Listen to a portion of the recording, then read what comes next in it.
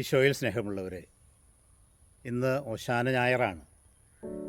ഓശാനയുടെ എല്ലാ ആശംസകളും പ്രാർത്ഥനകളും ഏറെ സ്നേഹത്തോടെ സന്തോഷത്തോടെ നേരുകയാണ്. ഓശാന എന്നുള്ള വാക്കിൻ്റെ അർത്ഥം എന്താണ്? സേവ് us now, ദൈവമേ ഞങ്ങളെ ഇപ്പോൾ രക്ഷിക്കണമേ എന്നുള്ള തീക്ഷ്ണമായ പ്രാർത്ഥനയാണ്. യഹൂദന്മാരുടെ ആ വലിയ പ്രാർത്ഥന ഇന്ന് സഭയും മനുഷ്യവർഗവും സ്വന്തമാക്കുകയാണ്. എന്താണ് പ്രിയപ്പെട്ടവർ ഈ രക്ഷ? ഇന്ന് ചിലരൊക്കെ ആത്മീയതയെ അവർ കാണുന്നത് തീർത്തും സെക്യുലറായിട്ടുള്ള അർത്ഥത്തിലാണ്. എനിക്ക് ഉപകാരമുണ്ടെങ്കിൽ ഞാൻ സ്വീകരിക്കാം. അല്ലെങ്കിൽ ചിലർ കാണുന്നത് എൻ്റെ ഒരു പ്രൈവറ്റ് സ്ഫിയറിലുള്ള ഭൗതിക അല്ലെങ്കിൽ സ്വകാര്യ മേഖലയിലുള്ള ഒന്നായിട്ട് കാണുന്നു. ഈ ആത്മീയത എന്ന് പറയുന്നത് ഇവിടെ തന്നെയാണ്. ഈ ലോകത്തിൽ മനസമാധാനം നൽകുന്നതാണ് ആത്മീയത എന്നിങ്ങനെയൊക്കെ വിവിധങ്ങളായിട്ട് രക്ഷയെപ്പറ്റി ആത്മീയതയെ പറ്റിയിട്ടൊക്കെ കാണുന്ന മനുഷ്യരുണ്ട്. നമ്മുടെ ജീവിതത്തെ ദൈവത്തിലേക്ക് എത്തിക്കുന്നത് എന്തോ അതാണ് യഥാർത്ഥ ആത്മീയത. ജീവിതത്തിലെ ആത്യന്തിക മൂല്യങ്ങൾ നമുക്ക് വ്യക്തമാക്കി തരുന്നതാണ് ഈ ആത്മീയത, ഈ രക്ഷ. അപ്പോൾ ഒരുപക്ഷെ ബാഹ്യമായിട്ടുള്ള ജൈവിളികളും സംഘടനാ വൈഭവവും ഒക്കെ കാണുമ്പോൾ അതിലൊക്കെ രക്ഷ വയ്ക്കുന്നുണ്ടെങ്കിൽ, ആശ്രയം വയ്ക്കുന്നുണ്ടെങ്കിൽ, ഈ ഓശാന നാളിൽ കർത്താവ് നമ്മോട് പറയുന്നത് ഉയരങ്ങളിലേക്ക് നോക്കുക, കടന്നു വരുന്ന രക്ഷകനിലേക്ക് നോക്കുക, ആ രക്ഷകൻ്റെ മുഖത്തുള്ള ആ പ്രകാശം കാണുക, യഥാർത്ഥ രക്ഷയിലേക്ക് കടന്നു വരിക. നമ്മുടെ ജീവിതത്തിൽ നമ്മെ താങ്ങി നിർത്തുന്നതായിട്ട് നമ്മൾ കാണുന്നത് പലപ്പോഴും യഥാർത്ഥ രക്ഷയുടെ ആത്മീയതയുടെ ഭാഗങ്ങളല്ല എന്ന് നമ്മൾ തിരിച്ചറിയുമ്പോഴാണ് ഓശാനയിൽ നമ്മൾ ജയ് വിളിക്കുമ്പോൾ, കർത്താവിനെ സ്തുതിഗീതങ്ങൾ പാടുമ്പോൾ അതിനർത്ഥമുണ്ടാകുക എന്ന് നമ്മൾ മനസ്സിലാക്കുക. നമ്മൾ ഈ സുവിശേഷം വായിക്കുമ്പോൾ അവിടെ വലിയ ആഘോഷത്തോടെ, ആവേശത്തോടെ അപ്പോസ്തലന്മാരും ജനങ്ങൾ മുഴുവനും ഒക്കെ കടന്നു വരുന്നത് നമ്മൾ കാണുന്നുണ്ട്. അവരുടെ ജീവിതത്തിൽ വലിയ മാറ്റങ്ങൾ വരുന്നുണ്ട്. അവരുടെ ജീവിതം പൂർണ്ണമായിട്ടും ദൈവത്തിന് വിട്ടുകൊടുക്കുമ്പോൾ അവരുടെ ജീവിതത്തിൽ വലിയ മാറ്റങ്ങൾ വരുന്നു. ആ ജൈവിളി അവരുടെ ജീവിതത്തെ മാറ്റിമറിക്കുന്നു എന്നുള്ളതാണ് ഏറ്റവും വലിയ സത്യം. ഓശാന ജയഗീതം പാടുമ്പോൾ നമ്മുടെ ജീവിതത്തെ മാറ്റിമറിക്കാൻ, യഥാർത്ഥ രക്ഷയുടെ ആഴങ്ങൾ കണ്ടെത്താൻ അത് നമ്മളെ സഹായിക്കട്ടെ എന്ന് ആദ്യമേ ആശംസിക്കുകയാണ്, പ്രാർത്ഥിക്കുകയാണ്.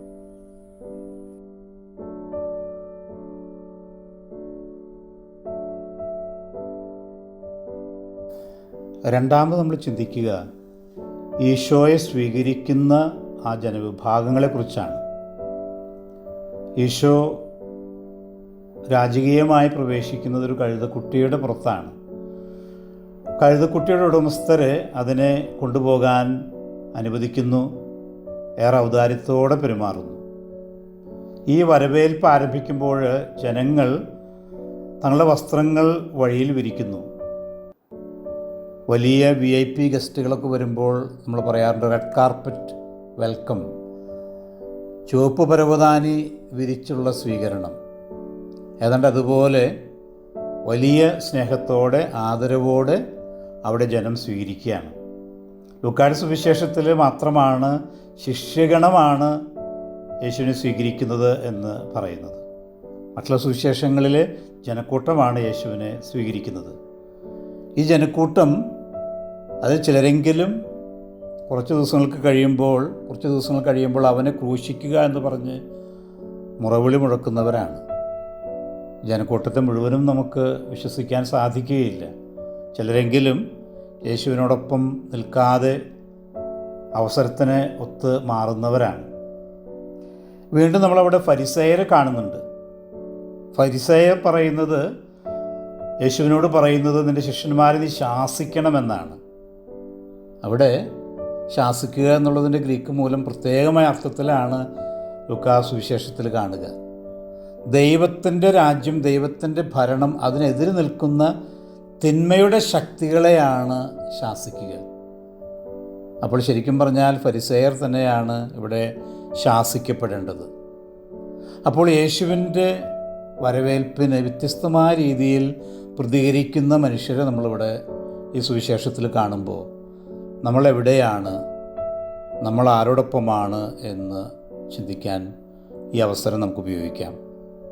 വിശാലമായി ചിന്തിക്കാൻ, ഔദാര്യപൂർവ്വം യേശുവിന് ഹൃദയമൊരുക്കാൻ നമുക്ക് സാധിക്കുമോ?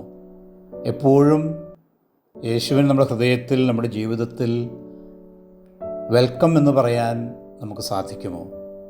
വെൽക്കം ഹോളി സ്പിരിറ്റ് എന്നുള്ള ഗാനം ഓർമ്മയിൽ വരികയാണ്. എപ്പോഴും Jesus welcome, Holy Spirit welcome എന്ന് പറയാൻ നമുക്ക് സാധിക്കുന്നുണ്ടെങ്കിൽ ഈ ഓശാന തിരുനാൾ ഏറെ അർത്ഥപൂർണമായി എന്ന് നമുക്ക് മനസ്സിലാക്കാം. സുവിശേഷം വായിക്കുമ്പോൾ മൂന്നാമത് നമ്മൾ ചിന്തിക്കുക, യേശു പട്ടണത്തിൻ്റെ അടുത്ത് വന്ന് പട്ടണം കണ്ടപ്പോൾ അതിനെക്കുറിച്ച് വിലപിച്ചു എന്നുള്ള വാക്യങ്ങളാണ്. AD 70 റോമൻ ചക്രവർത്തി ടൈറ്റസ് ജെറൂസലം ദേവാലയവും നഗരവും ഒക്കെ നശിപ്പിക്കുന്നു. കല്ലോട് കല്ല് ശേഷിക്കാതെ എല്ലാം തകർത്ത് തരിപ്പണമാക്കുന്നു. ആയിരക്കണക്കിന് യഹൂദന്മാർ മരിച്ചു വീഴുന്നു. അന്നത്തെ ലോകാത്ഭുതങ്ങളിലൊന്നായ ജെറൂസലം ദേവാലയം പൂർണ്ണമായിട്ടും ഇല്ലാതാക്കപ്പെടുന്നു. ഇന്ന് നമുക്കറിയാം, അതിൻ്റെ ഒരു ചുറ്റുമതിൽ അതുമാത്രമാണ് ഇന്ന് ഉള്ളത്. വിലാപത്തിൻ്റെ മതിൽ എന്നാണ് അത് ഇന്ന് അറിയപ്പെടുന്നത്. യേശു പട്ടണത്തെ നോക്കി വിലപിച്ചപ്പോൾ ഇന്ന് ഒരുപക്ഷെ യേശുവിൻ്റെ വിലാപത്തെ നമ്മൾ ഓർമ്മിപ്പിക്കുന്ന ഒന്നാണ് ഈ വിലാപത്തിൻ്റെ മതിൽ. ആ ആസന്നമായ, അല്ലെങ്കിൽ 40 വർഷങ്ങൾക്ക് ശേഷം വരാൻ പോകുന്ന നാശത്തെക്കുറിച്ച് എന്നതിനേക്കാൾ യഹൂദ ജനതയും നേതാക്കന്മാരും രക്ഷകനെ സ്വീകരിക്കുന്നില്ലല്ലോ എന്നുള്ള, അത് തിരിച്ചറിയുന്നില്ലല്ലോ എന്നുള്ള വലിയ ദുഃഖമാണ് ഈശോയ്ക്കുള്ളത്. ദൈവം നൽകുന്ന രക്ഷയെ മനസ്സിലാക്കാതെ അവരുടെ ജീവിതത്തിൽ അതൊക്കെ നഷ്ടപ്പെടുത്തുമ്പോൾ മനസ്സിലുണ്ടാകുന്ന വലിയ വേദനയാണ് ഈ വാക്യങ്ങളിൽ നമ്മൾ കാണുക. യേശുവിൻ്റെ വലിയ വേദന. ചിലപ്പോഴൊക്കെ ദൈവം തരുന്ന അവസരങ്ങൾ ഉപയോഗിക്കാതെ നമ്മുടെ ജീവിതത്തിൽ നമ്മൾ പാഴാക്കി കളയാറുണ്ട്. ലോസ്റ്റ് ചാൻസസ് എന്ന് പറയാറില്ലേ? അപ്പോൾ ദൈവം നൽകുന്ന അവസരങ്ങൾ, പദവികൾ, കൃപകളൊക്കെ അത് ദൈവമഹത്വത്തിനായിട്ട് ഉപയോഗിക്കാതെ, സഹോദരങ്ങൾ നന്മയ്ക്കായിട്ട് ഉപയോഗിക്കാതെ, സ്വന്തം താല്പര്യങ്ങൾക്ക് വേണ്ടി ഉപയോഗിക്കുന്നു, സ്വാർത്ഥ ലക്ഷ്യങ്ങൾക്ക് വേണ്ടി ഉപയോഗിക്കുന്നു, സ്വന്തം അജണ്ടകൾ നടപ്പിലാക്കാനായിട്ട് ഉപയോഗിക്കുന്നു. അങ്ങനെയുള്ളവർ ആത്യന്തികമായി നാശത്തിലേക്കാണ് പോകുക എന്നാണ് കർത്താവ് സൂചിപ്പിക്കുക. അതുകൊണ്ട് ദൈവം നമുക്ക് നൽകുന്ന, ഓരോ ദിവസവും നൽകുന്ന അവസരങ്ങളും കൃപകളും, അതിനെപ്പറ്റി നന്ദിയുള്ളവരാകാൻ കർത്താവ് പറയുന്നു. ഒപ്പം തന്നെ അത് വേണ്ട രീതിയിൽ, ഈശോ ആഗ്രഹിക്കുന്ന രീതിയിൽ ഉപയോഗിക്കാനായിട്ടും കർത്താവ് പറയുകയാണ്. അപ്പോൾ ഈ ചിന്തകളെല്ലാം മനസ്സിൽ കൊണ്ടുവന്നുകൊണ്ട് കർത്താവിൻ്റെ രക്ഷയിൽ അനുദിനം വളരാൻ തീക്ഷ്ണമായിട്ട് നമുക്ക് ആഗ്രഹിക്കാം. യേശുവിനെ ഹൃദയം തുറന്ന് സ്വീകരിക്കാം. ഒപ്പം തന്നെ ദൈവം നൽകുന്ന അനുഗ്രഹങ്ങൾക്ക് ഏറ്റവും നന്ദിയുള്ളവരായി ആ അനുഗ്രഹങ്ങളും ആ കൃപകളും നമ്മുടെ ജീവിതത്തിൽ ഏറ്റവും നല്ല രീതിയിൽ ഉപയോഗിക്കാനും പ്രാവർത്തികമാക്കാനും സാധിക്കുന്നവരായിട്ട് നമ്മൾ